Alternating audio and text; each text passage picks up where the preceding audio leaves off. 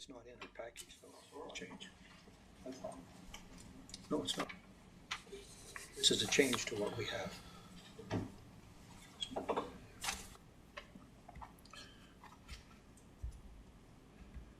Good afternoon, everyone, and welcome to the regular scheduled Taber Town Council meeting for October 26, 2020. We have three other meetings to deal with first. We have an organizational meeting, public hearing, and a subdivision authority meeting. So first off, I will call the organizational meeting of council to order and ask for the adoption of the agenda as presented, please.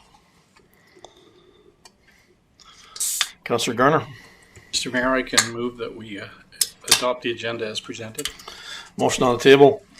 All in favor? Carried unanimously. Thank you. On to item number 3.1, council participation on boards, committees, commissions. Mr. Armfeldt. Yes, and Al, I've already locked up, unfortunately. So the first item on your agenda, I'll just find it on my own computer. Organizational meeting. Oh, I got it here, Councillor Garner. Is the appointment of council members to the various council boards, committees, and commissions done by resolution. You have the information in front of you there. We're talking about the Arts and Heritage Committee, the Audit Committee, the Municipal Development Committee, Emergency Management Committee. So this is your standard, essentially your standard boards and committees that you have up first for consideration. All right, thank you. Any questions, concerns? Someone prepared to make a motion? Councillor Thames. No, Mr. Mayor. Carly and I have talked, and Carly would like to get off the library board, so I would like, rather than make a motion, change it. I would be willing to go on the library board, and Carly said she would be willing to go on Taber and District Housing. So we'd like to change them if possible. All right, that's possible. Mr. Armfeldt, you just need that in the way of the motion? Yes, please, sir. If you just hit return there, Al. Okay. Yeah, so it would be, the recommended motion is that council approves the council appointments to the various council boards, committees, and commissions as presented. So there would be, we would request that you would pass the motion as amended and then list the amendments that you have. All right, thank you. Councillor Thames, prepared to do that? Yes, Mr. Mayor, I'll make a motion that council approves the council appointments to the various council boards, committees, and commissions as amended, with Carly first moving to Taber and District Housing and Louis Thames moving to Taber Library Board and also in Chinook Arch Regional. All right, thank you. Motion on the table. Any further discussion? All in favor? Carried now. Good, thank you. Item 3.2, requested council appointments. Mr. Armfeldt. Sorry, now I'm on the wrong one here.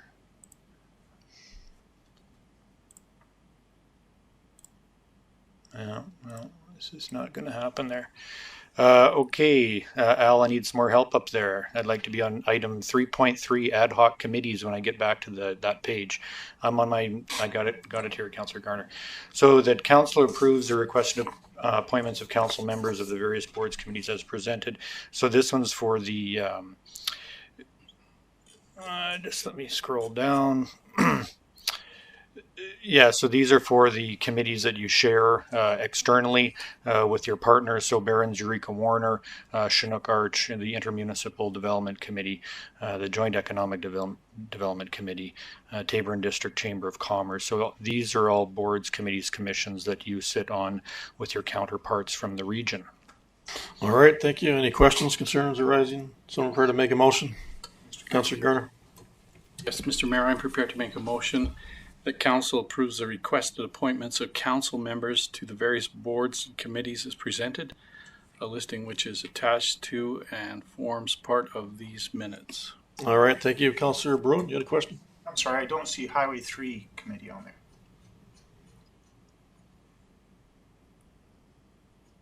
Scrolling down. It's on the next.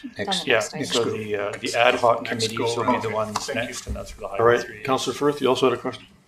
I just would like to make a friendly amendment that we approve these as amended, replacing myself on Taber and District Housing Authority and Councillor Thames on Chinook Arch Regional Library System.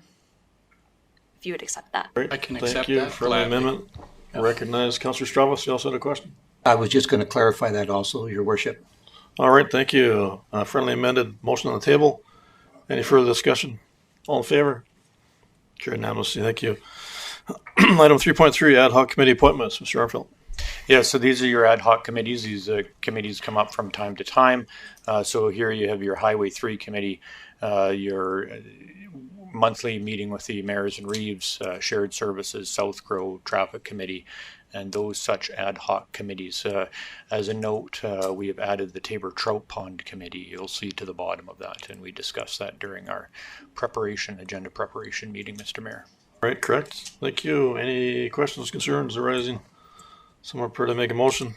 Councillor Thames. Yes, Mr. Mayor, that council approves the requested appointments to council members to the various ad hoc committees as presented, a listing which is attached to and forms part of these minutes. All right, thank you. Motion on the table. Any further discussion? All in favor? Carried unanimously. Thank you. Item 4, appointment of deputy mayors. Item 4.1, appointment of deputy mayor, Mr. Arfield. Yes, each year we need to reconfirm when the deputy mayor's times are, and you'll see that we've moved through the majority of that list with the exception of 5 and 6, which we're into now. All right, thank you. Any questions, concerns arising? Councillor Stravas. Yes, your worship. Item number 5, Councillor Garner, July 1st, 2020 to February. It should be 28th. I don't believe next year is a leap year, if I'm correct on that. So it should be February 28th, 2021. Yeah, I just think we're just checking that calendar to be sure. Councillor Strovas is correct. Yes. Aye.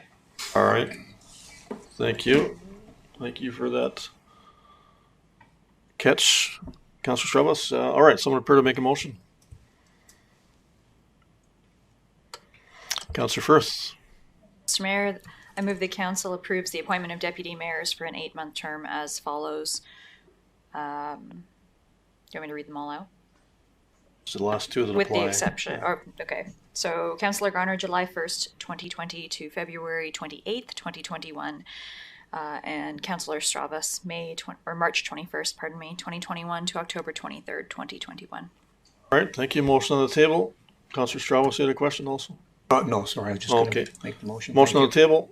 Any further discussion? All in favor? Carried now. Thank you. And just ask for a motion to close the meeting.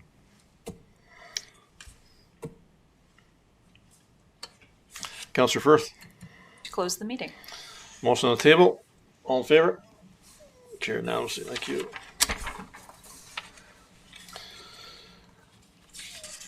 And also, just to like to call the public hearing to order. And just to inform the general public regarding the hearing that there will be a 10-minute time limit for anyone speaking, and that the speaker must state their name for the record. All right, so with that, Mr. Arfield, item number 2, proposed land use bylaw 13-2020. Yeah, I'd like to call Ms. Monks up to do a presentation on this matter. We have had some feedback on this bylaw, which Ms. Monks can explain, and we can talk about some process checkpoints on that as we get to there. Go ahead, Thank you, Ms. Monks. Excellent. Thank you. Good afternoon, Your Worship, members of council. So as required under the Municipal Government Act, this is the public hearing for land use bylaw 13-2020. So the current land use bylaw 14-2016 has been in place since 2016. Many changes have been made in the past 4 years. So we're looking at a new bylaw. This represents the new map as we are proposing it. So as identified in Section 639 of the Municipal Government Act, Council must pass a land use bylaw that prohibits, regulates, and controls the use of land within its municipality. Our current bylaw was passed for this reason. Since that time, however, several mapping and textual changes have been made. Land has been annexed from the MD, requiring that land use be added into our bylaw, and several items have been identified and reviewed by our Municipal Planning Commission for addition to the bylaw. The key changes are as follows.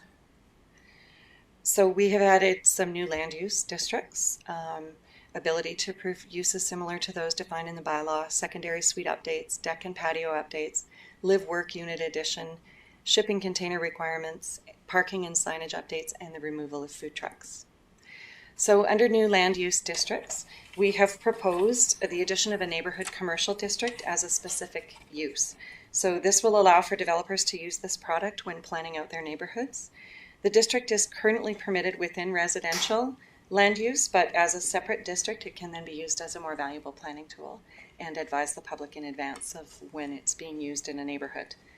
And then additionally, we've added these two districts from the MD land use bylaw on the annexed properties that we've pulled into the bylaw as agreed upon within the annexation negotiations. So we've added rural agriculture and rural urban French. So we've added the ability to approve undefined land uses. So this gives the development authority some leniency in situations where a use is not listed, but it is so similar to an existing listing or use in a district that the development authority may use its discretion in approving an application.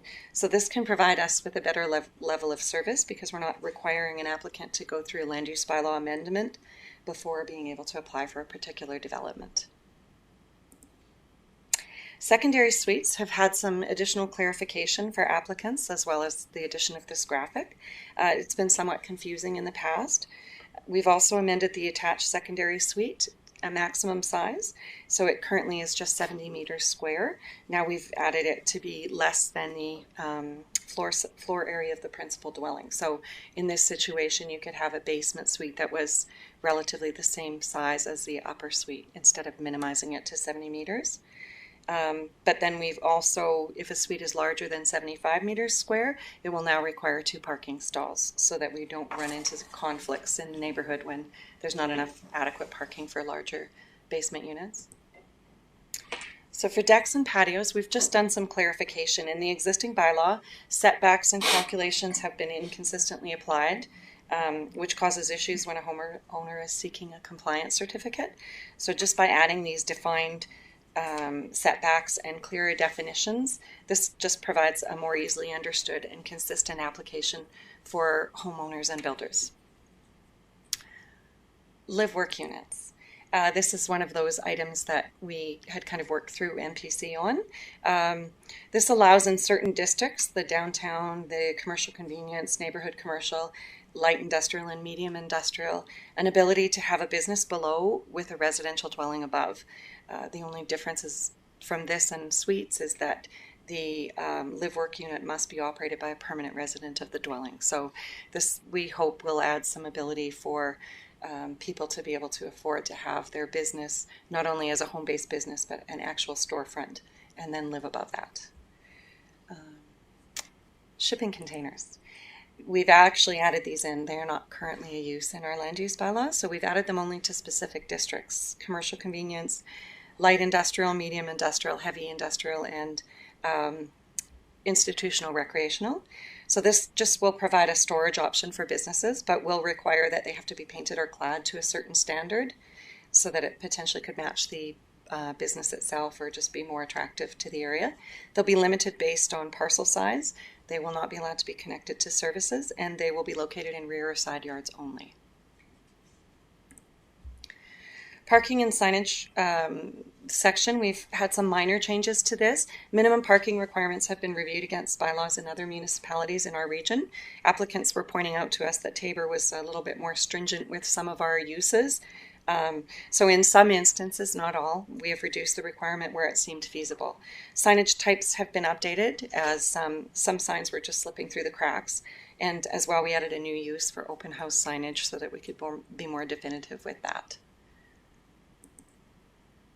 Food trucks. Food trucks have been removed from the land use bylaw and are now addressed fully in the business license bylaw. So that bylaw already gives administration an ability to control and restrict the use of food trucks in certain areas within town. So removing them from the land use bylaw just allows administration to process these applications in a more timely and efficient manner. As you can imagine, these are discretionary use, so the applicant has to wait for an MPC meeting or pay an additional fee for a municipal planning commission meeting. And then once that's happened, there's a 21-day wait appeal period after that. So in a situation where you've got a fundraiser that's running and looking for a business or a food truck to be at it, this is just a better customer service level for those events and fundraisers. So this bylaw, the way that we've set it up, aligns with Council's strategic plan objectives by ensuring that administration reviews town policies and regulations that pertain to development. And we are continuing to grow the growth of Tabor as a healthy and safe community. So just aligning with your strategic plan. So required steps next will be second and third reading after this public hearing or potentially at another meeting.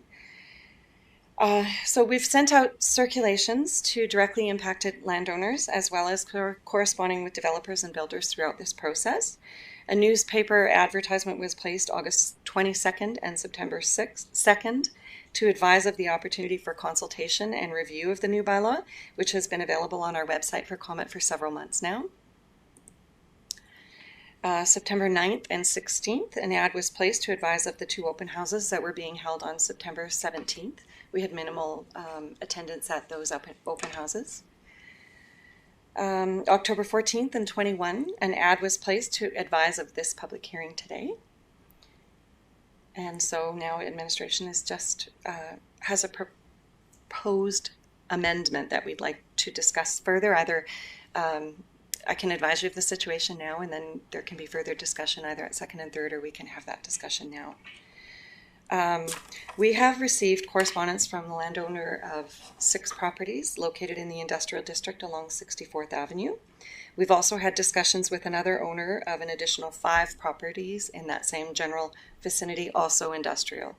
Their concerns were that actually prior to this bylaw amendment, prior to the other bylaw amendment, our current bylaw 14/2016, their lands were zoned as M1 or M2 at that time. Previously, they had been zoned what was called M4, which is highway industrial, or LM, which is limited industrial. So this has been approved and in place for 4 years now. We haven't made any additional changes to that. Under the previous bylaw 4-2006, the M4 district has some uses that were removed when we created the M1 district. So others of those were actually blended into existing uses. So before we had recreational vehicle sales, now that's included under automobile sales. So they haven't exactly all disappeared, but they've been put into other uses. So the most concerning to these 2 landowners were the removal of the truck transport and the truck depot. So we've looked at the M1 district, and we could potentially include the items that they were most concerned about. One was construction yard, heavy equipment sales, service, storage, and rentals, recreational use commercial, and recreational use indoor, as well as transport truck operation and truck depot as a discretionary use under the M1, if that was something that council saw fit. But those gentlemen could not be here tonight, or this afternoon, so I've just had advised them that I would bring their situation to your attention at this public hearing. Okay, and just to clarify, I believe you've just gone through this, but these are the written briefs you had proposed against bylaw 13-2020 that you've just explained to us. Thank you. My apologies. Anything else? No. That would be it. Okay. All right. Is there anyone here present to speak against proposed bylaw number 13-2020? Councillor Stravas. Worship, I just want to clarify a question here for Ms. Monks here. Now, you said that that these items would be put in there as discretionary use. So does that mean it has to come back to the Municipal Planning Commission to approve it? That is correct, and that is actually how it was under the M4 district previously. So does that affect their ability to go forward with the sale of their property or anything else then that they require? If the person who is purchasing it has that use in mind, they would have to bring their application forward, and it would have to go to a Municipal Planning Commission meeting. But however, before we made these changes, that use was not considered in the light industrial district at all. So what this has done is it's essentially put those properties back to what they would have been in their original M4 use. And so that would be before it was amended in 2016 then? That's correct. Okay, that's okay. Thank you for that clarification. Mr. Arfield? I would encourage council to use this time as a public hearing time. So this would be the time that administration would present, present black and white information on what's being proposed. Council could ask administration if there's any for or against documentation that we got, and then essentially close this public hearing. And then the Q&A with regards to the subject matter that has come up is certainly fodder for discussion at the second and third reading, as we will get there in the agenda. But I would encourage council to keep the purity of the public hearing just on information receiving from the public, and then commentary on how to satisfy that information at the second and third reading stage. All right, thank you. Also related to anyone speaking against for a second time, present, wishing to speak against, and anyone wishing to speak against for a third and final time. All right, see none. Ms. Monks, was there anyone with any written briefs for the proposed bylaw 13-2020? It's not. All right, thank you.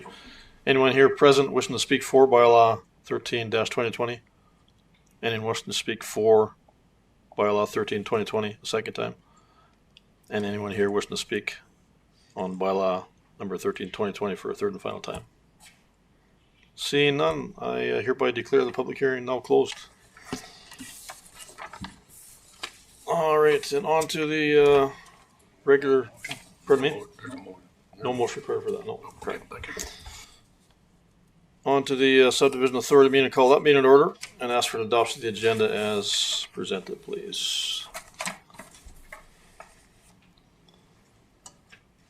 Mr. Tams. Mr. Mayor, I move that we adopt the agenda as presented. All right, thank you. Motion on the table. Any further discussion? All in favor? Carried unanimously. Thank you. And on to item 3.1, minutes regular meeting of subdivision authority, September 28th, 2020. Mr. Armfield. The meetings are there for you to consider for adoption. All right, thank you. Any questions or concerns? Someone prefer to make that motion? Councillor Firth. Thank you, Mr. Mayor. I move that Subdivision Authority adopts the minutes of the regular meeting of the Subdivision Authority held on September 28th, 2020 as presented. Thank you. Motion on the table. Any further discussion? All in favor? Carried unanimously. Thank you. Item 4, subdivision applications. Item 4.1, subdivision TT 20-0-008. Mr. Armfield. Yeah, I'll ask Ms. Monks to come back up and make a presentation for this subdivision. We've had a duplex built that they would like to split in half. All right, thank you, Ms. Monks. Thank you, Your Worship, members of council. So administration has received an application for a subdivision to create 2 residential lots from one existing. The intention is to subdivide a semi-detached dwelling along the party wall in order to have separate ownership of the 2 residences for sale. Both units have separate servicing, however, both services come from the road through one lot. In order to address that, the applicant has provided a utility right-of-way across that portion of the lot to allow for access and protection of the services. This will alleviate the need to dig up a newly paved road to accommodate the servicing. Additionally, you may note that a garage has been constructed in the backyard of one of the units within the utility right-of-way that is in place to protect a swale. The swale itself is not impacted. An encroachment agreement has also been provided by the applicant to alleviate that. The new lots meet the size requirement of the district, and with the additional agreements that have been provided, administration is supportive of the application. The subdivision has been circulated to internal and external stakeholders and advertised in the Taber Times September 16th and 23rd. The application was taken to the October 19th Municipal Planning Commission and has been recommended for approval to the Subdivision Authority. All right, thank you. Any questions arising? Someone prepared to make a motion? Councillor Firth. Mr. Mayor, I move that the Subdivision Authority approves Subdivision TT 20-0-008, Lot 38, Block 3, Descriptive Plan 1612063, within the Northwest Quarter Section, Township 10, Range 16, west of the 4th Meridian, civically described as 49 Prairie Lake Drive, with the following conditions 1 through 10. All right, thank you. Motion on the table. Councillor Towns, you have a question? All right, thank you. Once again, motion on the table. Any further discussion? All in favor? Carried unanimously. Thank you. Item 4.2, subdivision TT 20-0-010. Mr. Armfield. Please carry us through that one, Ms. Monks. Administration has received an application to subdivide 0.248 hectares, 10.61 acres, from a lot in the M2 district and consolidate it with the lot to the immediate south, which belongs to the applicant. This will allow for a larger lot on which the applicant has a warehouse structure, which has been demolished and will be replaced with a larger facility. Given that the lots are being consolidated, there is no requirement for additional servicing or access. The new lots meet the size requirements of the district. The subdivision has been circulated to internal and external stakeholders and advertised in the Taber Times September 23rd and 30th. The application was taken to the October 19th Municipal Planning Commission and has been recommended for approval to the Subdivision Authority. All right, thank you. Any questions arising? Someone prepared to make a motion? Councillor Thames. Mr. Mayor, I move that the Subdivision Authority approve subdivision TT 20-0-010 lots 10 and 11, Block 1, Plan 1340, JK, and part of Lot A, Block 34, Plan 5365L within southeast quarter of Section 5, Township 10, Range 16, west of the 4th, civically described as 6211 52nd Avenue and 6212 54th Avenue with the following conditions 1 through 9. All right, thank you. Motion on the table. Any further discussion? All in favor? Carried unanimously. Thank you. And just ask for a motion to close the meeting. Councillor Garner. I make a motion, Mr. Mayor, that we close this meeting. Motion on the table. All in favor? Carried unanimously. Thank you.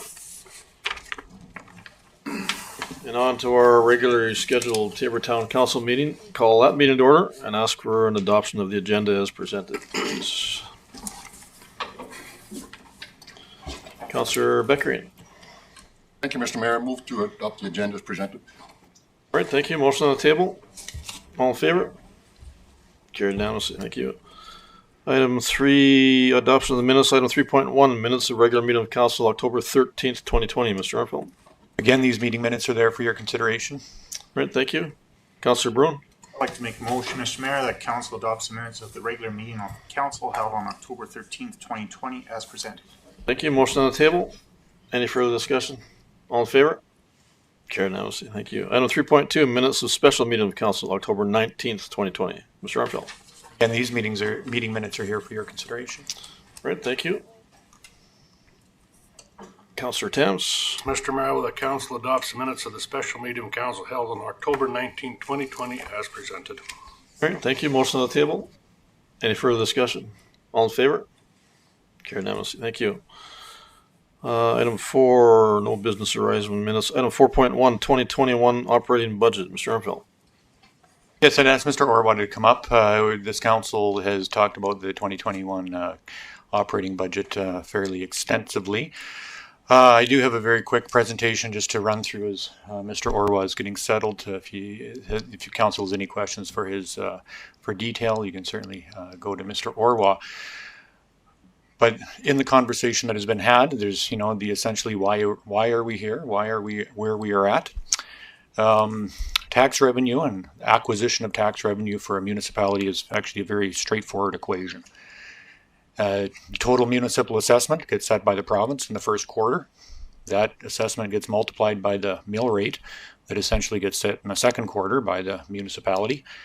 And then that equals the revenue that comes out of that calculation of what is your house worth and what is the mill rate that is going to be multiplied by the value of your house. And then that component of that revenue comes to the municipality. So there's essentially two approaches in determining that end revenue that a municipality needs. Number one, first option is you can go through a fairly complicated budgeting process that involves consultation and analysis and cost benefits of programs and policies to get you to an estimate for what you might need for revenue, but you of course don't actually know that until the following year when the mill rate can actually be established. But you get a quantifiable number for your municipal budget, and you divide that by your taxable assessment, and that spits out your mill rate that then gets applied to all the residential dwellings and all the commercial and industrial dwellings. The second approach, which is actually the approach that this council has almost exclusively taken and the council before, it's actually much easier for administration, is just taking the amount of revenue that council feels that they need to run the municipal services and increase that by a particular percentage point. For this council, it's always been in that 2% realm, and then you just get that number.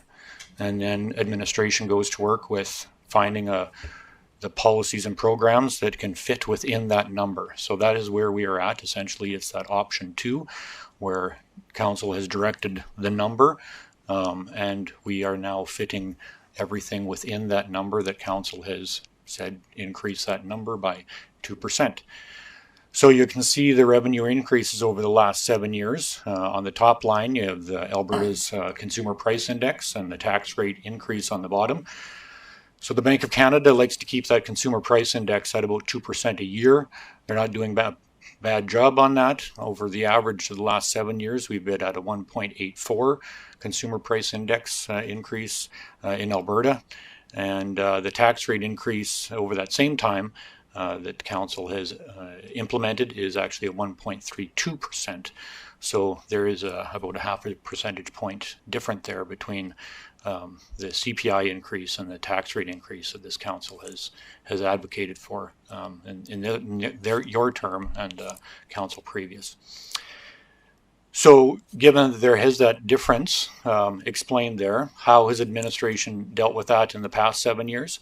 Ultimately, we've decreased contracted services over the last 7 years. We've met that bar by decreasing contracted services, increased user fees such as recreation, and then brought in some contract revenue. Examples are Atlantic Sugar, Fire Training Center, and the dispatch. Chief Abella is here and can attest to the fact that he's brought in some money through his dispatch center on the direction of the Police Commission. So over that time, though, the reality is that the allocation, the demand for services actually increased. We're have hired 2 new police officers, organizing events through our Arts, Culture, and Events Coordinator. Parks and open spaces have never looked as good as they have in the past few years. We've had a number of stormwater issues that we have maintained and resolved, and the arena and the aquafund center are continually requiring additional maintenance. So, essentially, why are we here? Over the past years and compounding, there's a compounding factor to tax rates not keeping up with inflation. The Consumer Price Index is a real entity. The price of goods go up every year, and if the tax rate does not meet that, we fall further and further behind every year. The technical approach to budgeting, that's as per number 2 of my explanation, where council just sets the bar, here's the revenue, add 2%, meet that bar. It's very easy for administration. And then the risk, of course, with that calculation is the assessment model on the provincial side. There's not much risk this year that we can take thinking that the assessment model is going to increase significantly. We've been hit by the COVID and an oil and gas collapse, essentially, in 2020.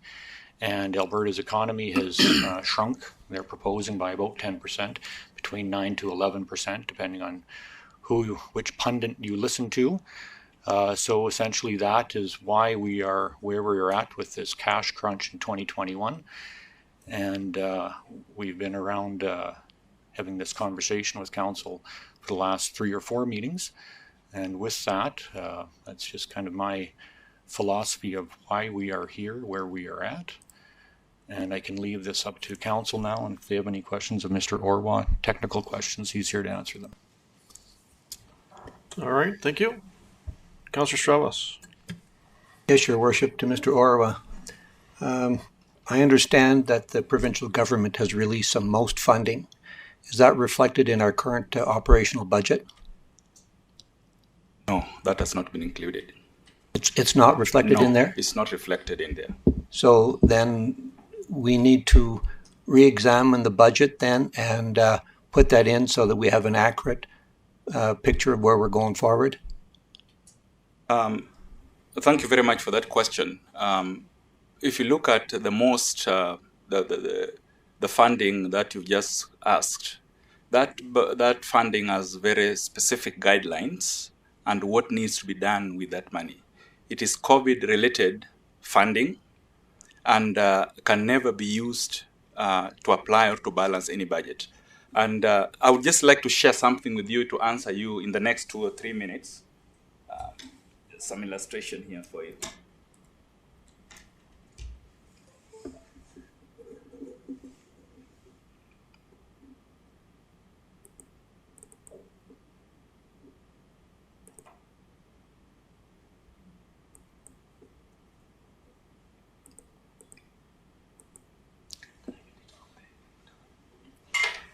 Anyway, while we're still doing that, I think for that one to come up, I just want to reinforce something that Mr. Amfeld said before that one comes up.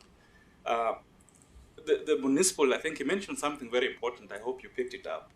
There is a correlation between the mill rates, the municipal budget, and total assessment. So if you want to generate your mill rates, you look at your budget, divide it by your total assessment to get that mill rate. So there is that correlation and relationship. But the problem that has been going on is we've been working it backwards, whereby the mill rate is set. In other words, the assessment and the growth and the inflation, as Mr. Amfeld said, is not allowed to generate the correct mill rate. So as a result, we have that shortage.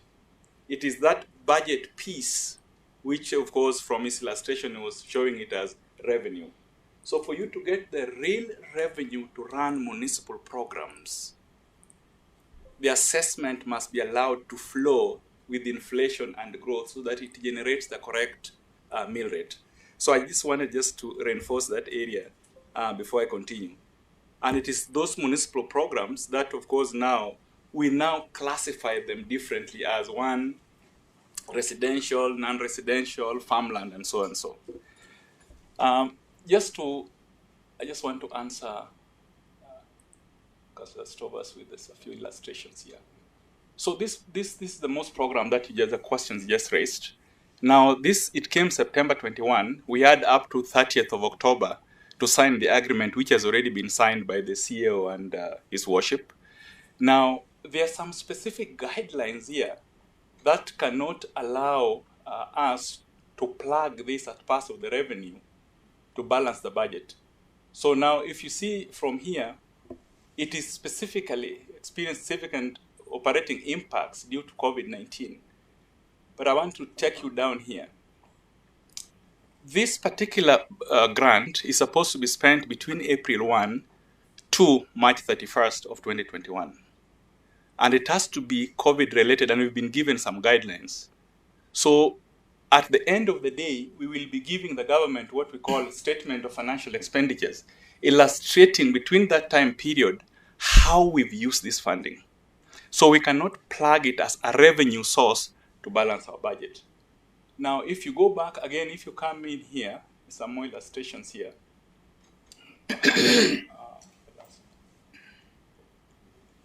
These are the eligible expenses that needs to be looked at. You can see we have the PPE, communications, and communication would mean maybe making sure that if COVID takes a different dimension, council members can even run their usual programs from their houses through technology. We have additional cleaning, we have supplemental staffing, we have additional support, and they have also added vulnerable population. How are we going to assist those areas? So now, at the end of the day, when I'll be submitting the statement of financial expenditure, 31st of 2021, I must illustrate those eligible expenses. So with that, I cannot have that grant as a source to balance the budget. Worship, in a follow-up question, I'm reading the next line there, and it says operating losses or deficits could include losses of deficits due to decreases in revenues such as parking fees, recreational facility entrance fees, building permits. So it can be used to offset facility rentals and whatnot. So loss of revenue, we have in 2020 budget, we had already budgeted for that. But in the process of operations, we've lost that revenue. So they want to cover up that loss of revenue. Now, a good example would be the fine revenue that comes from the police. They were writing a number of tickets to generate some revenue, which had already been factored in the budget as a source of revenue. But because of COVID, they did not meet the target. That is where the loss of revenue comes in. When you go back to recreation, they had already planned to have some rental revenue to come through, but they could not because people canceled those areas. So there was also loss of revenue in there. But in terms of budget purposes, because when you're having budget, because we have the revenue sources, how will we, identify that source of revenue? in 2021?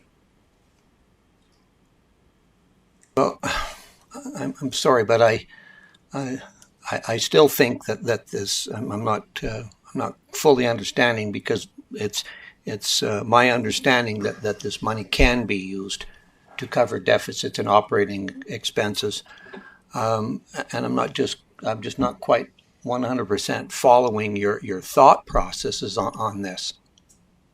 Just to explain a little further, this particular funding, all the expenses must be between April 1 of 2020 to March 31st of 2021.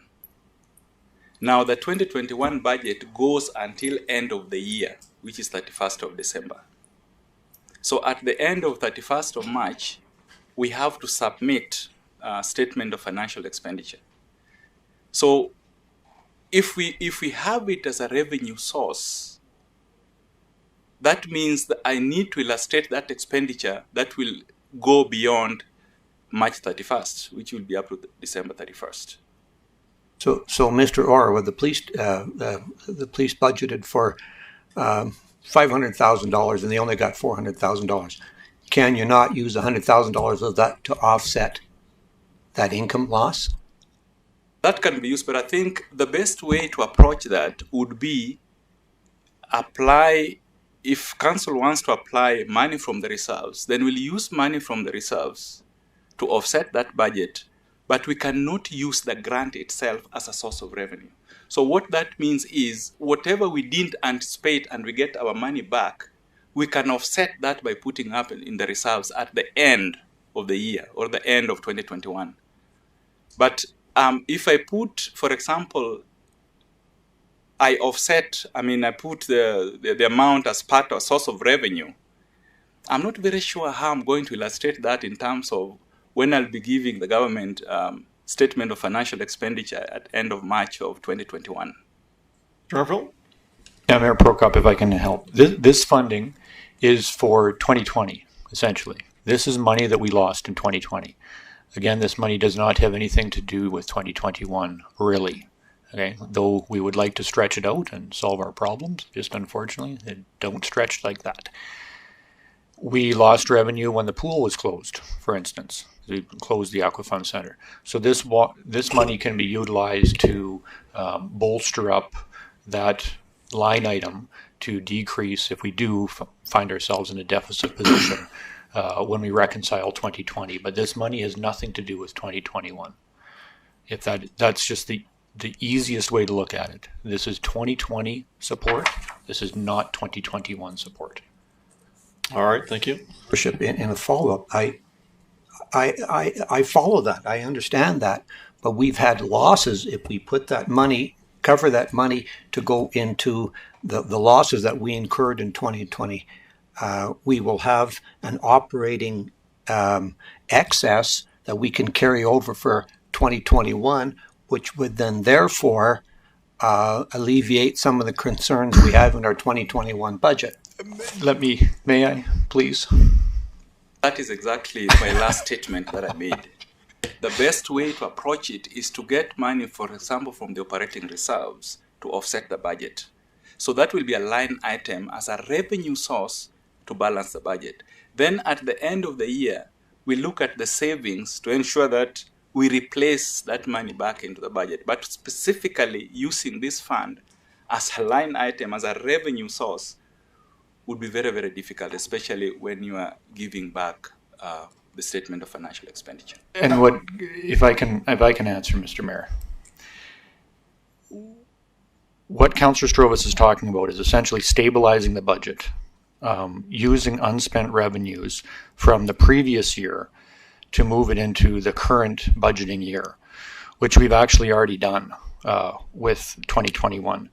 We've used $600,000 of municipal stabilization to additionally bolster up the 2021 budget. So that is the stabilization component that Mr. Orwak can get into the details of if council is interested in that technical side of things. But at the end of every year, we have unspent operating funds. And it has been the tradition of council, once the end of year is done and the books are reconciled, to transfer that unspent money into capital. But it does exist, and we can utilize that unspent. So if we tax the taxpayer in the current year, in 2020, we don't spend it all in 2020, what do we do with that remaining money? Part of it is a reserve transfer, which would go to the audit committee. Audit committee could make a recommendation on that, then that would come to council. And 600,000 of that stabilizing factor, stabilizing fund, has actually been already considered in this 2021 budget. All right, thank you, Councillor Strauss. Again, Your Worship, I fully understand that, but there are implications on a go-forward basis in 2021 that I'm not comfortable with, and I think it needs some more discussion. And at this point, I cannot approve a budget because we're talking about $800,000 here that could strategically be moved to move forward to offset some operating revenues in the coming year that could perhaps impact our 2021 operational budget very significantly without having to do some of the things that we have forecast to do for 2021. All right, thank you. Mr. Arfield? Again, I don't know how I could make it much more plainer, Mr. Mayor, but that money, the most funding, can only apply to losses for 2020. It would be nice to spread it over to 2021 to make up the operating reserve or the operating revenue lack thereof that we have, but that is just not in this grant. And I understand Councillor Strovis is frustrated with that and would like that to happen, but this grant just does not allow us to do that. All right, thank you. Councillor Beckering. Thank you, Mr. Mayor. I'm not an accountant, but it's confusing to say the least. It seems to me that we incurred losses in 2020. How much? I have no idea, but it's significant. So that's what this money is supposed to be used for. Let's, here's an idea. Let's reduce the 2021 reserves input into the operating budget, which is $2 million in sum, reduce it by 30% and take that most money and put it into reserves at the end of next year. It's the same picture. Is that not correct, sir? That is correct if council wants to go that direction. And that's what I explained earlier. At the end of each and every year, we always break, to be a little bit technical here, there's always the unrestricted piece of funds, which I think Councillor Beckering follows, the unrestricted piece, and then the capital piece that goes into the reserves.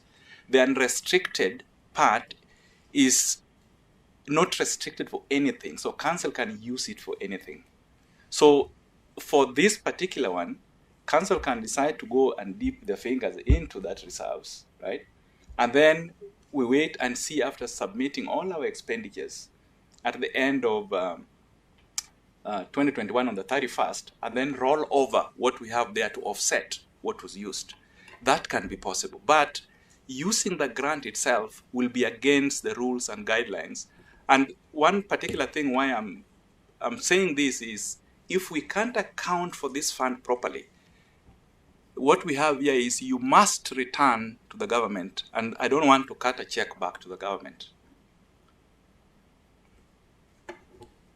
All right, thank you. Councillor Strauss. Again, Your Worship, then just to carry this a little further, then perhaps what we need to do is we need to go back to 2020 budgets for each department, their proposed budget, and compare it to 2021 and just see exactly the difference there so that we can make an informed decision about how to proceed on 2021 budget. Councillor Beckering. Mr. Mayor, I would concur with Councillor Strovis on that. I really believe that that money, the MOST money, was announced by the government to be used, not to be sent back to them. I think we can be creative enough that we can come up with $858,000 of losses in 2020.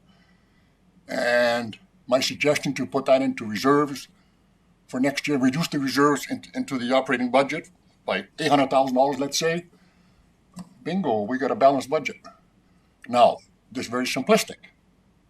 I know one thing, that money has no conscience, but those that use it do have a conscience. So if it does not allow you to do that, then you shouldn't do it. But I think it can be done. I think it's just a management of accounting that the government wants us to use this money, otherwise they would not have announced it. That's my opinion, Mr. Mayor. Thank you. All right, thank you. Councillor Strauss. Follow up that, I'm going to propose a motion, see where this goes. The council moves to defer the budget discussion to a special council meeting to be held on Monday, November 2nd, 2020, to allow all town directors to present their proposed 2021 operational budgets in comparison to the 2020 budget in their departments. All right, thank you. Just for clarification, if we're going to consider that, Mr. Armfeldt, is that timeline too short? No, certainly the data exists, and we can go through it with council, no problem. All right. Okay, any other comments? We're clear on what that ask is. All right, Councillor Thames. I like the motion that's on the table. I think it puts some clarity, but it also answers that in 5.2 eligible expenses. The first paragraph talks about losses due to COVID-19 response and restart, as well as other operating losses. And I think that really clarifies what your motion. We get to that question. I think it's a great motion. I can support it. All right, thank you. Just a clarification for time, talking the Monday the 2nd. Is it Monday the 2nd? That's correct. I believe it's for the same 3:30 time frame. Well, 3:30, or we can set it later, it's so that everybody can attend. All right, 3:30 works. Okay, all right. Motion on the table. Any further discussion? All in favor? Carried unanimous. Good, thank you. All right, on to item 4.2, organizational review. Mr. Armfeldt. Yeah, another item that council's had before it a couple of times. Again, here for your conversation. All right, thank you. Any questions arising?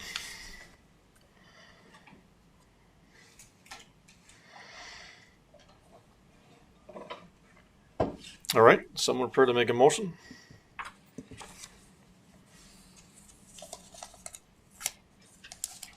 Councillor Bruin. Mr. Mayor, I'll make the motion that council adopts the organizational review document as presented and request the CAO to begin implementation planning for the recommended actions. All right, thank you. Motion on the table. Councillor Strauss. Your Worship, again, these two items are tied together, and I can't support this motion at this time because I need clarity on the losses of 2020. So I will be voting against this motion. I would prefer that Councillor Beckering defers this motion till the next meeting as well. It's Councillor Bruin, I believe. Or sorry, Councillor Bruin. All right, thank you, Councillor Beckering. I pushed the button. Apparently. What's the matter with me? I'm not sure. All right. Now it's good to go. All right. Thank you, Mr. Mayor. Because you made a comment, I pushed the button anyway. No, there is a relationship between the two items, I believe, not as much as we might think. And I agree with Mr. Armfeldt at his last comments at the last meeting that they were totally separated. I don't quite agree with that, but I think I see his point also, that this is a long process that takes over time, will be implemented. I think I might be able to support this this document because I believe it to be a living document. That means a living document can be changed at any time by majority of council. So, Council Strovis, I would say to you, sir, that can you live with this document? Because we can change it anytime. Just for clarity, I will be voting against it. All right, thank you. We do have a motion on the table. Any further discussion? All in favor? Opposed? Carried. Thank you. On to item 4.3, Southern Regional Stormwater Committee Capital Funding Request, Mr. Armfield. Yes, is Mr. Shear in the building? All right. So to open this up, this item has been in front of council through presentation with the regional Southern Regional Stormwater Committee. That group made a direct ask of council to support this project. You have in your request for decision the years and the amount of support for those years. I asked Mr. Shear to come in and speak to this because earlier today we had a conversation with Chris Gallagher, who's the manager of Tabor Irrigation District, related to a number of stormwater matters, of which this is related. So we have an issue of a development permit in town that's being somewhat held up by TID due to lack of storm mitigation and attenuation on the east side. And we have the issue of resolving that with our East Industrial Storm Pond. But then this matter is somewhat linked to that whole thing, and this funding is not without consideration to that other project. And that's why I've asked Mr. Shear to come in and assist with that explanation. So thank you, Mr. Armfield. So I'm still going to pass up what we decided is our catchment areas for the wetlands project, and I'll pass them out.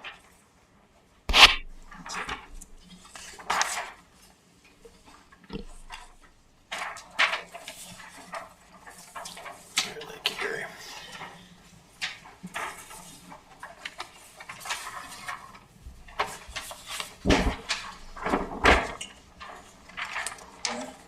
Give me two.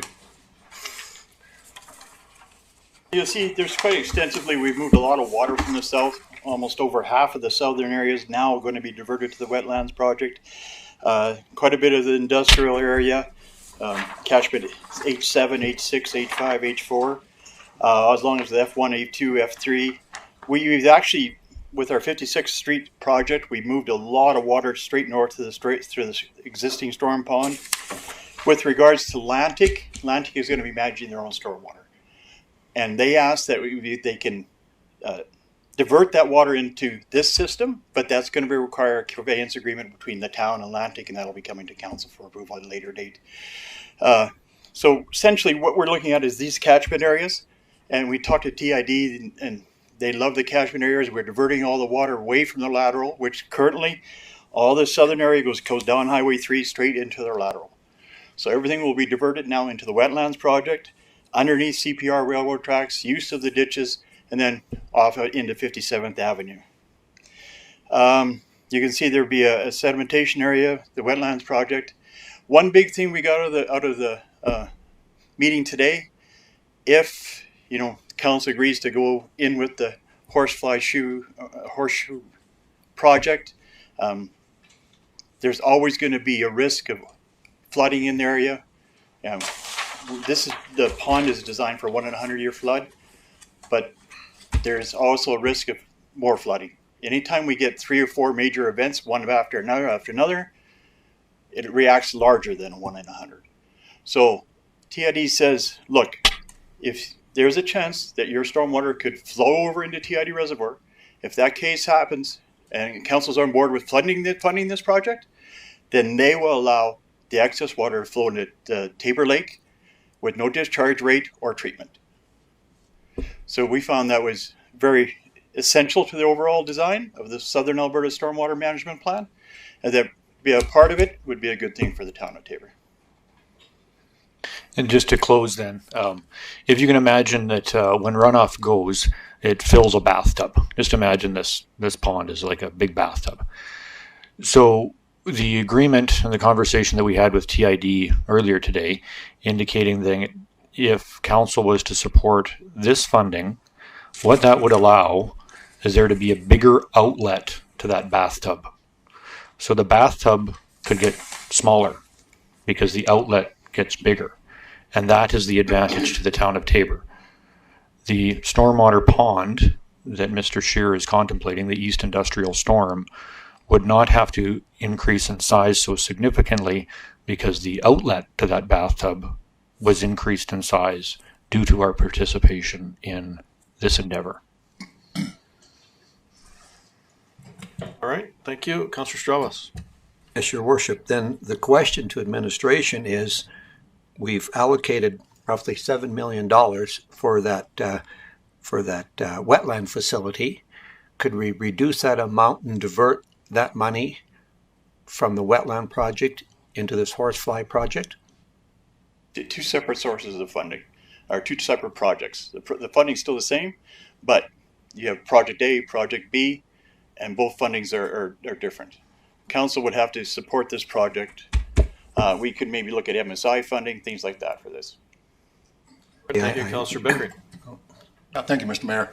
It seemed to me when the presentation was made by that committee or committee, I guess, some time ago, I was very lukewarm to the idea that we would contribute money to, essentially, in my view, largely their problem, you know. And when I received the RFD last Thursday, I read it and I thought, how can we tie this into the TID's unreasonable request regarding attenuation of our development practices in the town of Tabor? And I'm so happy to hear that administration took the bull by the horns and did it. I'm ready to support this, and I want to thank you guys, really. All right, thank you, Mr. Armfield. Yeah, I just wanted to speak specifically to Councillor Strovas' question with regards to funding. So what I was alluding to is we would probably see some savings in our $7 million storm pond by agreeing to contribute to this funding here. So while it's not a slam dunk, our design can get less sophisticated if we participate in this model, because it's the onus then is not all coming back on the town of Tabor because we are participating with TID in this other drainage plan. So we should see some savings, whether we do or not, but we should see some savings from that other capital project. All right, thank you, Councillor Stravas. Yes, Your Worship, we're looking for a commitment here of $600,000. We're already struggling to balance our books and whatnot. And so if we commit to the $600,000, that's going to impact what we do over the next 4 years significantly. And I just, if we could save some money on the wetland project, and because there's a certain percentage of that I realize that we're putting in ourselves, if we could save some of that money to go into this project, but for the $600,000 over the next 4 years, that's certainly going to impact our budgets for the next 4 years. All right, thank you, Mr. Armfield. And I'll support Councillor Strovas' assessment of it, that it is an impact. I'll remind Council that there's an $800,000 development permit that is, while it's maybe not right, it is politics, and there is a fairly significant economic development opportunity that is hanging in the balance here. All right, thank you. Just to clarify also, Mr. Armfield and I have sat in a number of these meetings and understand the need to go this route. And at one time the figure was in the range of $2 million, what they were throwing around that would have been our portion. So with all the players and involvement and different negotiating forums that were involved, got down to this figure. So all things considered, for the need and the amount involved, and for the long term is more than needed, and all things considered, very reasonable. Mr. Scheer, somebody add? Just another thing, the catchment areas are the existing catchment areas. If there's any growth in Tabor, you will have to expand the capacity in the wetlands, and that's where the cost would come in. That's where your real savings is. Right, thank you. Councillor Bruin. Thank you, Mr. Mayor. I believe this is a good motion and something we have to do. My question is, though, can the TID ever say, no, we're not taking your water now? Yes, so they can. They still have control. Well, once we have the water conveyance agreements in place, then they can't, and we're meeting those. Both of us are meeting those agreements. Then we're fine. Okay, but those agreements would have to be signed. I'd support this motion. All right, thank you. Councillor Beckering. Thank you, Mr. Mayor. Just to remind Councillor Bruin, there's no motion on the floor yet. To Mr. Scheer, could we tie this recommendation, and if it would pass, into pending an agreement with the TID regarding? Could we do that? Yeah, TAD was quite agreeable. Just where they wanted a water conveyance agreement, they do that with anything they do work with. So I think it could be tied together. Yeah, to support Mr. Scheer, we're actually planning to meet with TID again next week to work on exactly those water conveyance agreements. So that's exactly where we're headed with this. All right, thank you. Councillor Beckering. Thank you, Mr. Mayor. Follow up to Mr. Armfelt. Then should that be put into this motion, in your opinion, if I will make the motion or not? No, I would. I mean, certainly council could if they wanted to, have the kind of the strength and support of that moving forward. There would be no room for interpretation as to what your intentions are. However, sometimes the softer approach is sometimes better than the stronger approach, and the softer approach seems to be having success. So, thank you. Thank you, Councillor Towns. I think it would be a mistake to put it in with a conveyance agreement as part of the motion with the TID, because this involves more than the TID. This is the MD, this is the town, this is Coaldale. There's a whole bunch of players in this thing, and I don't think it would be, because now we're putting it on squarely on the shoulders of the town and the TID, and it's from a committee on this whole Southern Alberta regional stormwater system. So as much as I would agree with you, Councillor Beckering, I don't think it would be good in the motion. All right, thank you. Someone prepared to make a motion? Councillor Beckering. Mr. Mayor, I make a motion that council contributes $592,607 from the capital budget to support phase 1 of Southern Alberta Regional Stormwater Horsefly Spillway Project. All right, thank you. Motion on the table. Any further discussion? Councillor Beckering. Mr. Mayor, I'd just like that, if this motion passes, Mr. Armfelt, will they leave us alone? TID I'm talking about, regarding our development. Good luck. if this motion passes, the town of Tabor will be well on its way to absolutely looking after all of its responsibilities with regards to stormwater. All right, thank you. Councillor Beckering. Thank you, Mr. Mayor. Thank you, Mr. Armstrong. All right, thank you. Once again, motion on the table. Any further discussion? All in favor? Opposed? Carried. Thank you. All right, on to item 5, bylaws. Second and third reading, 13-2020 land use bylaw. Mr. Armfield. Yes, anticipating there's going to be some questioning, I'm going to call Ms. Monks up right away just to talk about a particular challenge that has come up here with this. Otherwise, I turn it over to council to move through Q&A going into second and third reading. All right, thank you. Ms. Monks. Yes, so just given the information that was provided at the public hearing and the concerns that those landowner had, we had proposed to add some additional uses to the M1 as discretionary. So I would just leave it with council to determine your desire with regard to the bylaw. All right, thank you. Any questions arising? Councillor Stravas. Your Worship, I think as we've seen in the past, council's made some decisions that have impacted different neighborhoods and different businesses when we do these type of things. And on a go-forward basis, we need to make sure that when we do these land use bylaws, that we don't impact the viability of businesses to remain as businesses or to be resold as businesses for current uses. You know, if somebody wants to buy them out or carry them forward. And this is important in our community because the growth and the stability of our community is based on these small businesses that have thrived here, and some of these businesses have been here for 30 years.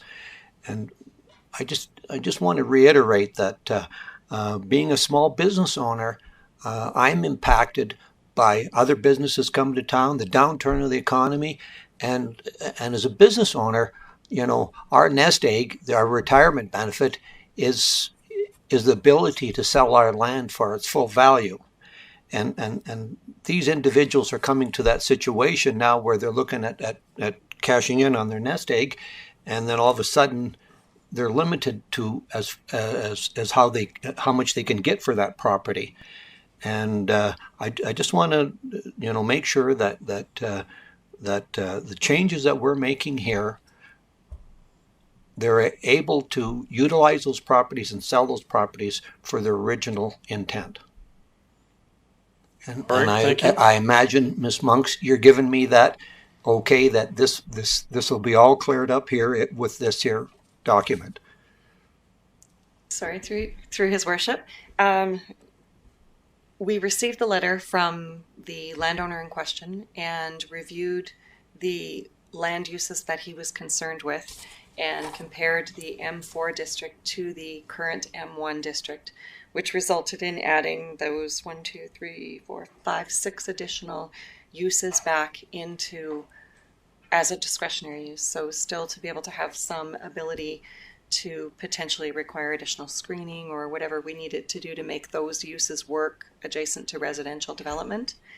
And so we've proposed those now as discretionary, which will not exactly mirror what was the M4, but meet with his ability to sell it in whatever for those developments that occurred. There were some additional uses that were identified in the letter that were not actually in the M4 district previously. So we felt that some of those might be a little more impactful. So we did not include those as discretionary. However, it does mirror what he initially had in an M4 district. All right, thank you, Councillor Strauss. Your Worship, to Ms. Monks. So you made mention that was close to a residential district. Well, this is a major artery, and I'm not quite sure where the core. I mean, it's a block away from any residential districts.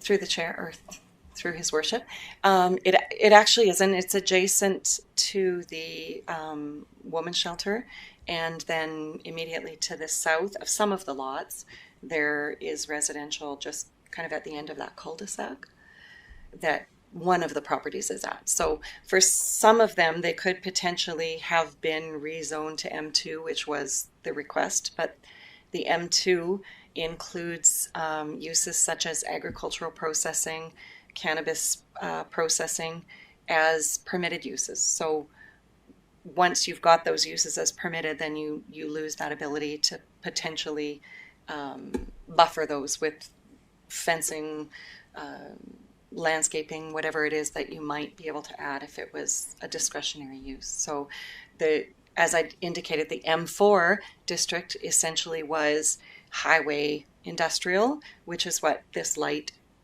industrial also is, because you always, adjacent to your main thoroughfares, your highway, as identified in our municipal development plan, you protect for those with more attractive industrial uses that help to attract people who are on your main thoroughfares.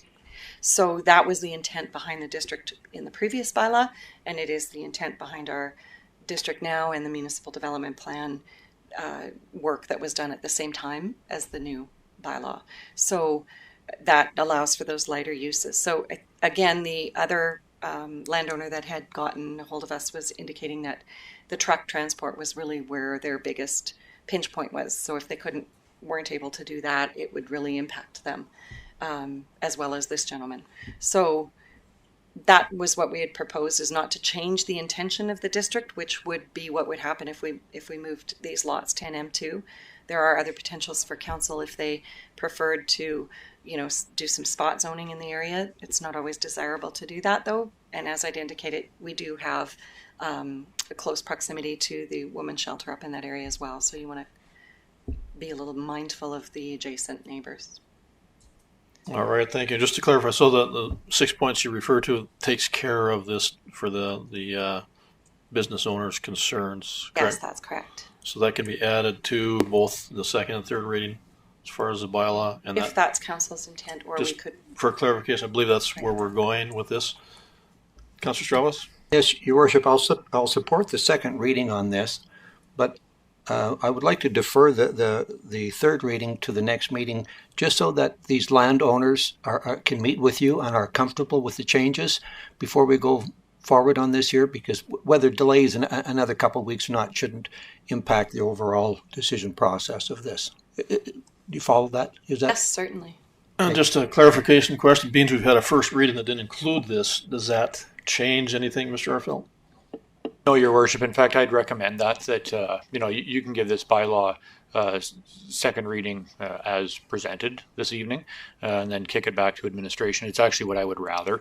So we can go and do our homework and bring forward then a third reading document that is not having additions in and out of it. And With the points talked it's about all today. very squared Okay. away.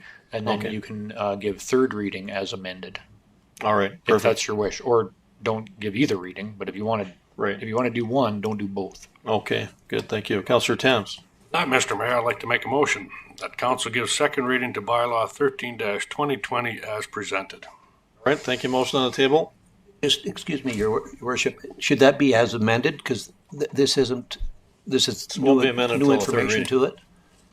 Amended to the third reading, actually. Correct, Okay, Mr. all Arfeld? right. I believe that's what was suggested, right? Councillor Becker, you also had a question? Thank you, Mr. Mayor. I was just going to suggest that we proceed with the second reading, and we can always change on the third reading, of course, to the satisfaction of everybody concerned, I guess.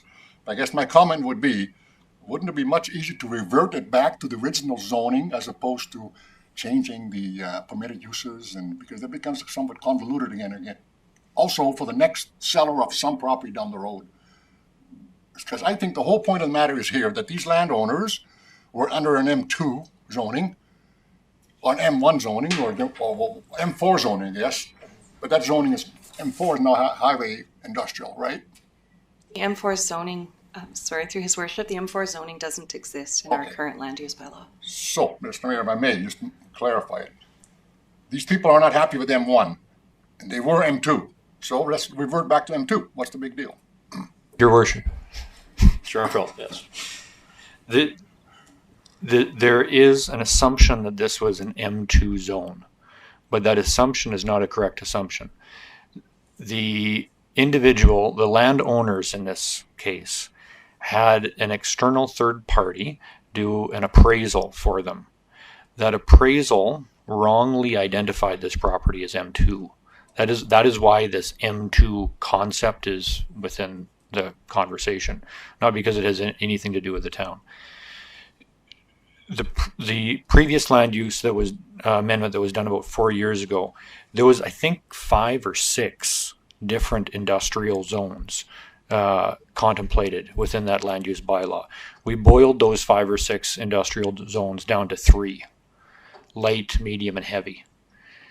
So what we're trying to accomplish with regards to a solution is taking some of those uses that were kind of within that span of 5 or 6 zones and sliding them into 3 zones, having some as discretionary uses, but then also Ms. Monks highlighted the similar uses when she was making her presentation, and that is absolutely critical.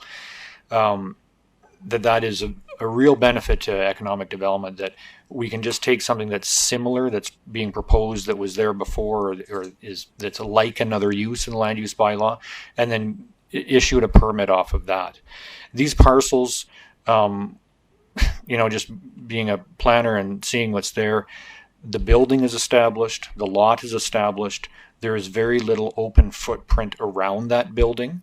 So the building itself, the buildings on these parcels, it would be very hard for them to go to any other use other than a light industrial use, simply by nature of what's existing there, the building and the land.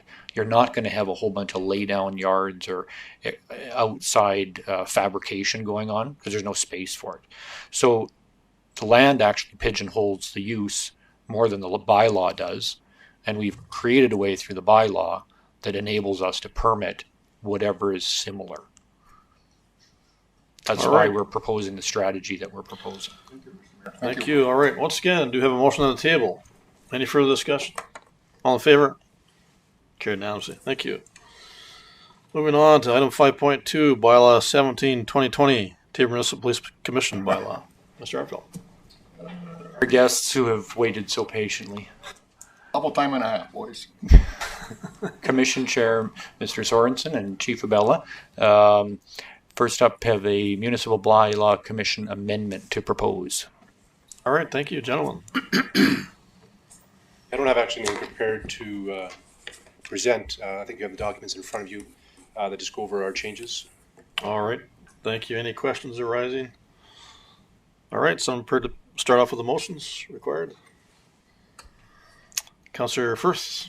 Thank you, Mr. Mayor. I move that council gives first reading to the Tabor Municipal Police Commission bylaw 17-2020 at this meeting.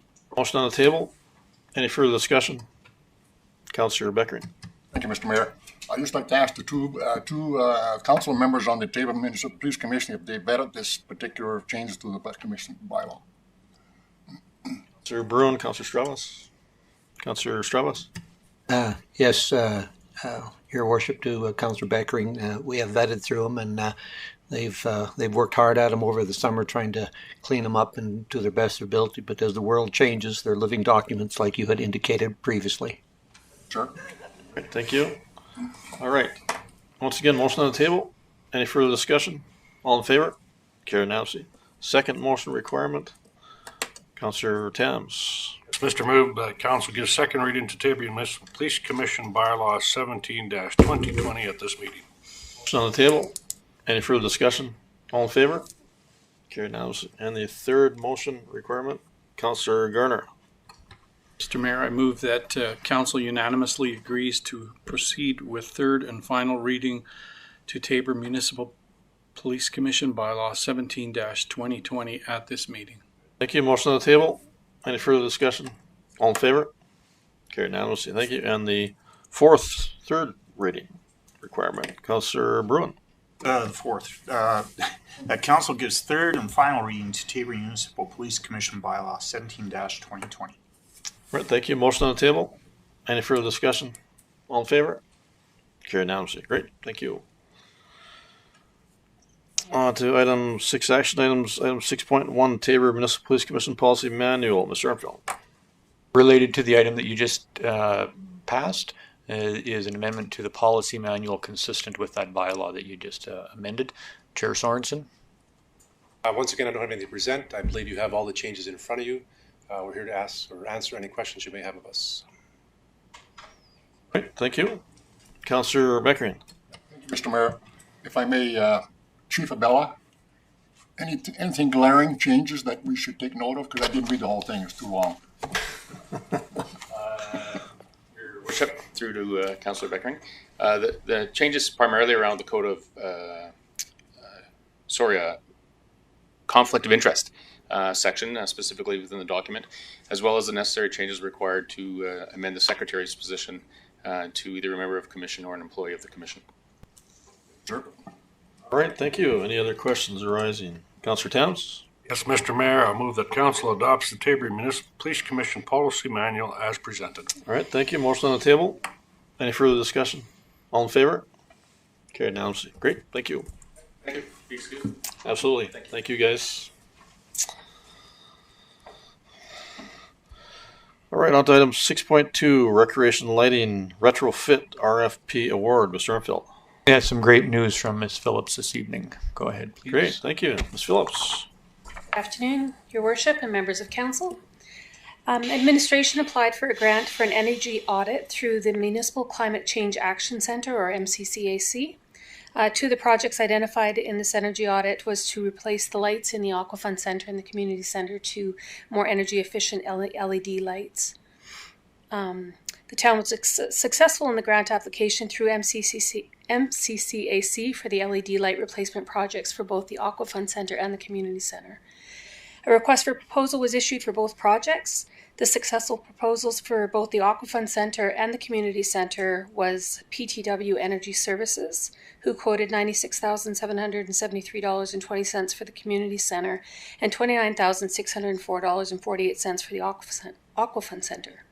The MCCAC grant will cover 75% of each of these projects. Administration also was successful in a grant application with Farm Credit Canada for their Agri-Spirit grant in the amount of $25,000. This grant was approved to be used as a portion of the town's contribution for this project. So the total cost of these projects is $126,377.68. And as a result of these two grants, the town's contribution will be $6,594.42. So administration is asking council for approval to move forward on the lighting retrofit projects for both the aquafund center and the community center, and to award both projects to PTW Energy Services. Open for questions. All right, thank you. Any questions arising? Councillor Bruin. Yes, thank you, Mr. Mayor. The lighting that they're replacing, is it going to be adequate? Because we replaced some street lights a while back and they're not very bright. And are we getting equivalent lumens? We did bring in a consultant to assist us with that to ensure that the lighting would be appropriate. Yes. That would be my concern.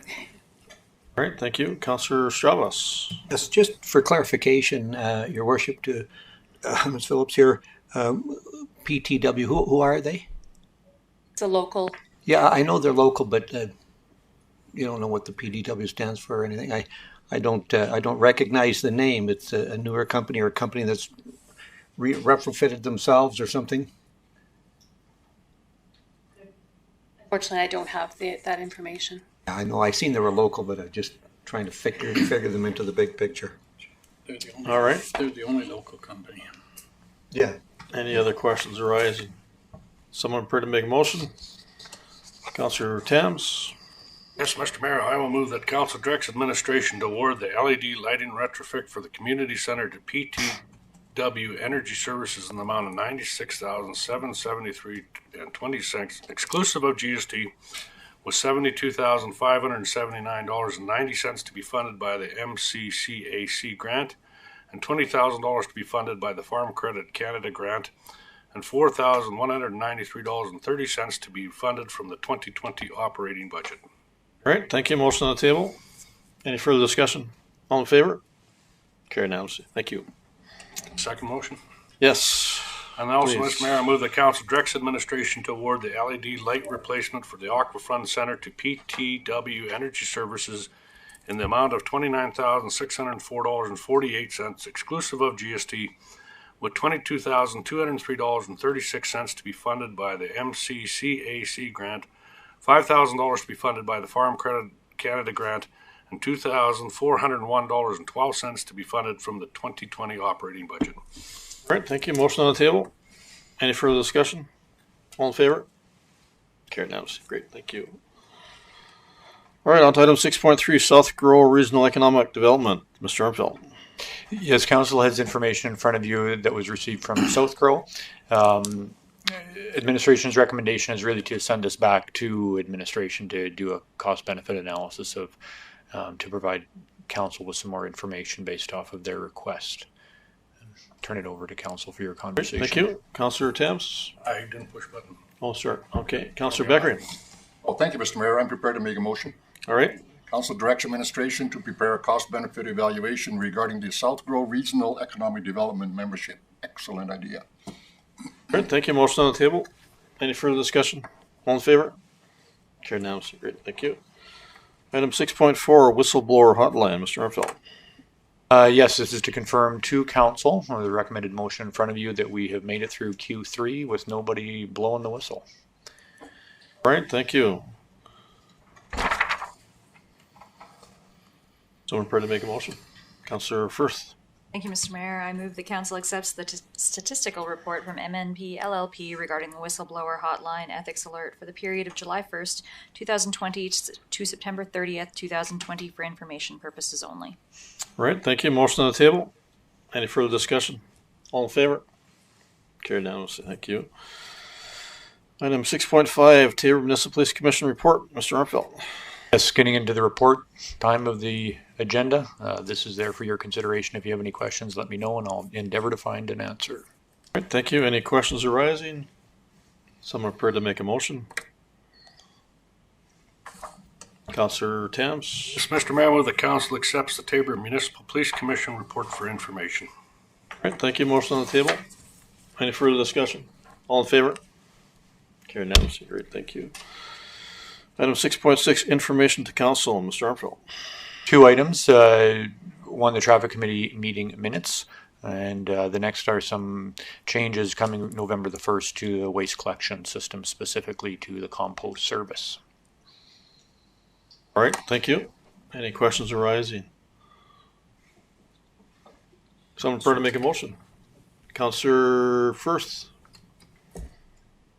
I'll make the motion. And then I think Councillor. Question if you want, just before. Sure, go ahead. Mr. Mayor? Sure. Just when we talked about the compost, how is the fence coming over there? Is that up and about to stop the debris? Yes, Mr. Mayor, should I answer that one here? It certainly can. Yeah, I guess that's... The last that I got from kind of related. Mr. Shear is that he has confirmed that those poles are on arrival, and then by mid-November they will the fence will be up. I'd have to actually pull up that email. That's fine as long as we're making progress on it. Yeah, we administration certainly has not let that drop off our radar, and are continuing to impress upon them the need to do that.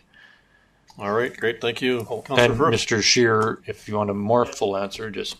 Oh, okay. I was out there today, and they just started on the fence, drilling the post holes and everything else. So hopefully within 2 weeks, that 30-foot fence will be up all the way around. Okay.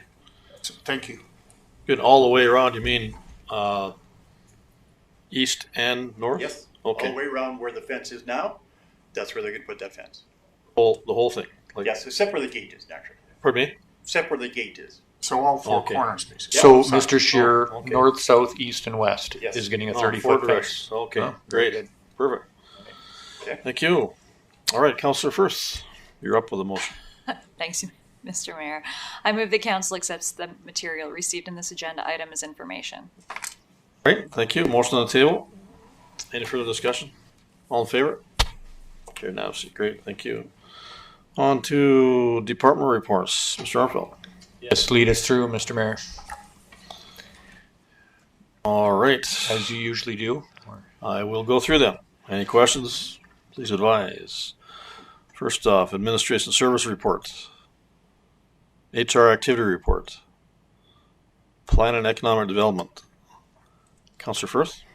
Thank you, Mr. Mayor. Just regarding the chart, the building permit statistics chart that was included, I was confused about what the second chart was. The top chart says September 2020, and I was just wondering what the bottom chart is. Is that year to date?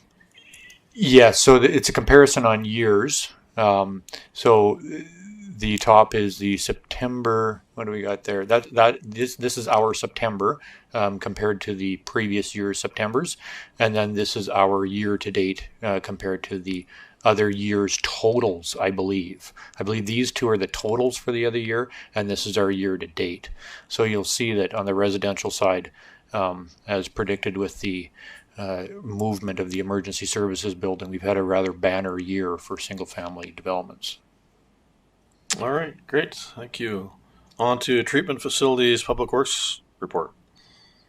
Engineering and Public Works. Recreation Department Report.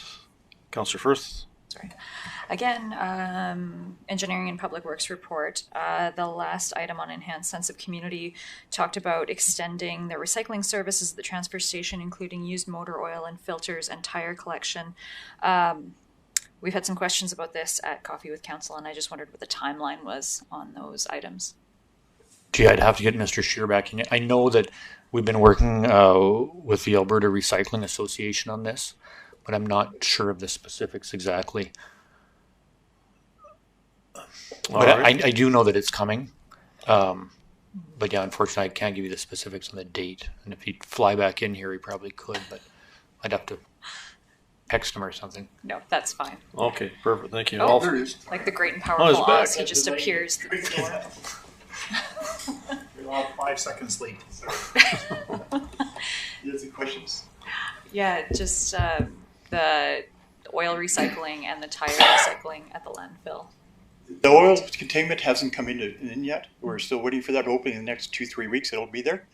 The tires recycling center, we're still waiting on one sign. Then we can send that off to Alberta Recycling for approval. Once we get that approval, we get our money, we get all funding, and it's open for business. Cool. Great. Okay. Thank you. All right, thank you. On to finance activity reports, fire department report, CAO activity report. All right, no other questions. Can I get a motion on that also, please? Councillor Thames. Yes, Mr. Mayor, that council accepts the department reports for information. All right, thank you. Motion on the table. All in favor? Carried unanimously. Thank you. On to mayor and councillor reports. Councillor Garner. It's kind of a busy month. I attended a traffic meeting. I attended a MPC meeting. I attended 2 sessions of coffee with council and have talked to numerous members of the public who have approached me on different items. So, Great, thank you, Councillor Stravas. Yes, Your Worship. The main one that I want to bring up is, of course, the Alberta Japan Twinning Association. I'm on their executive, and we've proposed an AGM that we're doing virtually, and we'll be clearing some things up, and we'll be making a presentation where the town is so far. But the one thing that I forgot to make available to council that will be it will be shown here next year during the conference is a documentary film that was made, and it's called Bittersweet Trail, and it was done this last summer. It's a documentary on the Japanese Canadians and Alberta sugar beets. It's a 23-minute documentary, and this was organized. It was an organized bus tour of Southern Alberta, organized by the Nikki National Museum in the fall of 2019. It was created by Kenji Dick and produced by David Awasa and the National Association of Japanese Canadians in partnership with the Nikki National Museum. So it just documents the history between the Japanese and our sugar beet industry. So this is something that has just been released. It was actually premiered on October 20th, but I couldn't make that, and I should have forwarded that on to council, but I missed that for some unknown reason. But just know that this is in the works, and you'll be seeing it at the conference next year for sure. All right, thank you, Councillor Bruin. Nothing to report. All right, thank you, Councillor Firth. I attended all of the meetings I was required to attend, as well as 1 session of coffee with council. Thank you, Councillor Beckering. Mr. Mayor, nothing to report. Thank you, Councillor Thames. Thank you, Mr. Mayor. Nothing to report, but I would ask that Councillor Strovers repeats the name of that documentary. Actually, what I'll do, Councillor, I'll forward this information to all of you, and you can be able to go on site and gather some information on it. All right, thank you. And for myself, fairly busy month as well. Attended a variety of meetings, dealt with a variety of document signing requirements, meeting interviews, and some coffee with councils as well there. That would be my report. With that, I would ask for a motion to accept the report as presented. Councillor Firth. Mr. Mayor, I move that council accepts the mayor and councillor reports for information. All right, thank you. Motion on the table. All in favor? Carried unanimously. Thank you. On to standing item council requests. Mr. Armfield. Yes, I turn this over to council for your consideration to ask administration any questions you have or give us any direction through the form of a motion. All right, thank you. Any standing item requests? All right, seeing none, no motion required then. All right.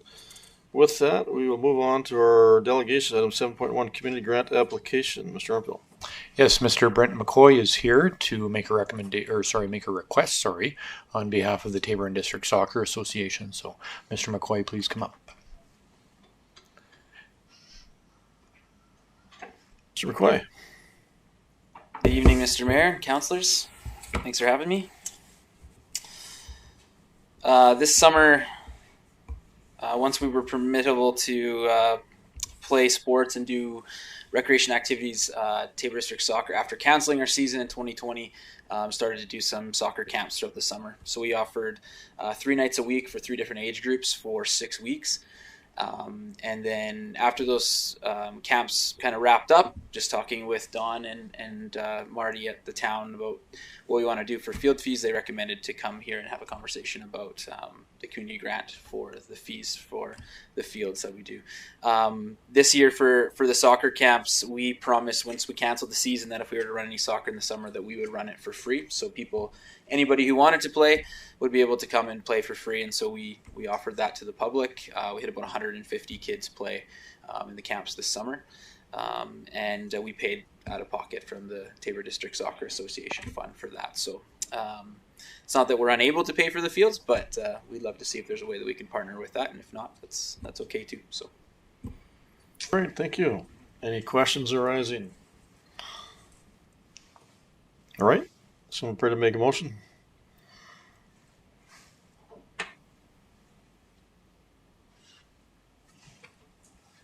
Councillor Beckering. Thank you, Mr. Mayor. I'm prepared to make a motion, but I have a question first for Mr. McCoy. You're requesting $3,426.50. Is that correct? I believe so, yes. What's that weird number all about? It's the amount that the fields would work to based on how the town factors in the field costs, based on teams. And Don might be able to answer some of this a little better. I know that for most of the time for soccer, we pay per team. They may have broke this down more to field use this time. So it's just a number that rounds out for the amount of time we use the fields. Yeah. Mr. Mayor, I'm prepared to make a motion. Sure, then. thank you. The council approves the community grant application fee waiver request for the Tabor and District Soccer Association in the amount of $3,426.50 to be taken from the council community grant budget line. All right, thank you. Motion on the table. Councillor Strauss. Yes, Your Worship, just for clarification, of course, this would be a funds directly related to COVID loss. Would that qualify for that expense item on the budgetary from the most funding? Jarfield? It certainly may. This is why you pay Mr. Orwa, what you pay him to answer these detailed questions. So, the way that this works ultimately is he has a contact of the provincial government that he will phone and he'll ask. His plan is to make a big list and then to coordinate with his colleagues in the provincial government and go through that list and just ensure that everything that's on this. So this quite likely could be on that list and be. And Mr. Orwa is here. Basically, gave them a political answer, which I know that you can't answer right now. So would this be eligible for the most funding? Because it was a loss to an external organization. I think if it is anything to do with community-related organizations, there is one part there that allows anything to do with any loss in relation to community-related organizations, then they can apply. So the process would be is the council must commit this funding, and then once the funding is committed, then we can get it back. But you have to expend it. We have to build the case that it's a justifiable COVID loss, and then we can get the money back. Okay, fair enough. Great.